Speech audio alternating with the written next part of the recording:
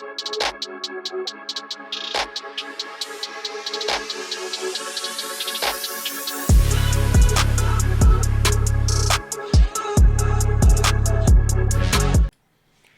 what's going on, guys? This is Kosty with Sharp Trading Plays, coming to you only on PickDawgz.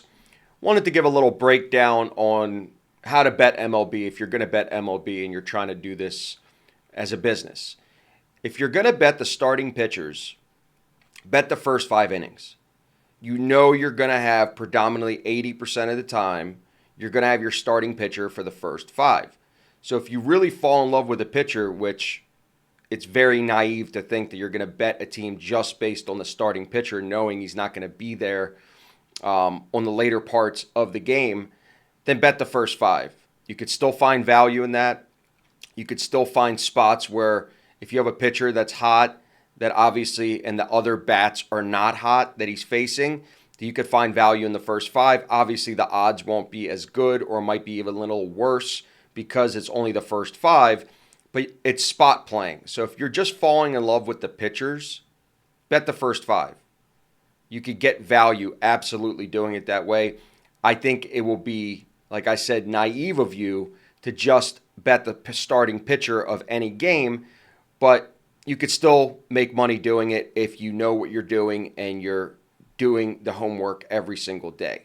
My groups that give me plays in baseball don't bet starting pitchers. There's analytics of 30 different factors that they use when they're actually putting out the selections, and it has to do with the hitting, the homestand, how they play at home, how they play away, the biometric pressure in the actual stadium. Is it going to make the ball fly more? Is it going to fly less? I mean, none of the factors mean more than the others, but you have to have a formula and an algorithm that somebody follows and has been doing it for the last 10 years. That's how long I've been dealing with the same groups in baseball, for over a decade now. So we know the consistency is long-term. Short-term, too hard to follow, too hard to manage. So if you're somebody that's micromanaging one day at a time or one game at a time, you're going to drive yourself absolutely insane. The key to it is having a season-long strategy that no matter what, you don't deviate from it. If you have lows or if you're going and you're having the highs in the model, you don't start betting more to think that it's never going to end and you're never going to have losses attached to it. So betting as a business is very boring. It's long term. You bet small percentages of your bankroll. I don't believe in the big game theory whatsoever. There's no such thing as a big game. There's a good system, a good strategy, a good algorithm. There is no such thing as an individual good big game. So get your mindset right, and long term you will prosper if you're trading sports. If you're just a viewer and you're just here for the education, I love that. If you're somebody that's trying to really maximize their summer and be a semi-pro, when I say semi-pro is let the pros do the work but follow our lead and become a part of Sharp Trading Plays, you're welcome to text me anytime. The number is right on the screen. I am going to start doing baseball for you guys now that college basketball is basically ended. There's only a couple games left. So the complimentary selection we're going to give out, we're going to the Texas series, interstate, Houston, traveling not too far north to Dallas, Texas, with the Rangers. Now, the Rangers started off really well this year. I mean, baseball is all about spot play. And Texas is 2-1 at home so far this season.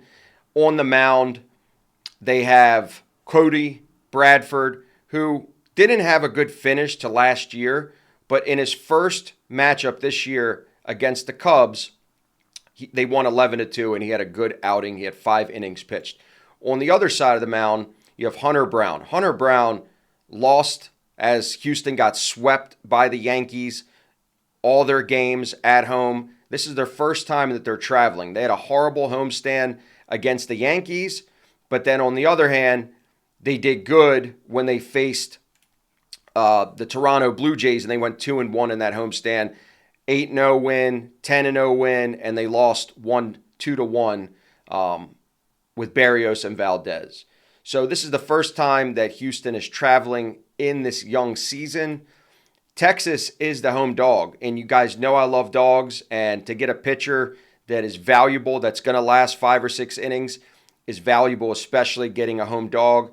Texas is 4-2 this year, the Rangers, and they're playing good ball, and they have the bats to back it up. This is the defending champion, so if I can get a defending champion getting a plus price at home versus a team that is not throwing out their top ace, I'm in it all the way. So take the Texas Rangers, getting the dog price at home at plus 108. And like I said, one game a day isn't going to make you money in baseball, because traditionally, if you're playing underdogs, if you're just hitting 50% and you're constantly getting plus prices, it pays huge dividends, unlike basketball and NFL, where you're constantly paying a juice, a 10%, sometimes 15% juice or vig on every single lost bet. Where in baseball, if you're constantly getting plus value, you're not paying any of that 10%. And if you average that out over thousands and thousands of games seasonally, well, obviously that 10% adds up to a large chunk of money. So I'm going to be playing 4 to 5 on average games a day. But as a free release, take the Texas Rangers plus 108. And if you want access to all my games, numbers right on the screen. Feel free to give me a call. I'll give you a free consultation, as I always say in these videos. And as always, check me out on the morning show every Friday morning with Mitch, Jay, and Roof. Have a good day.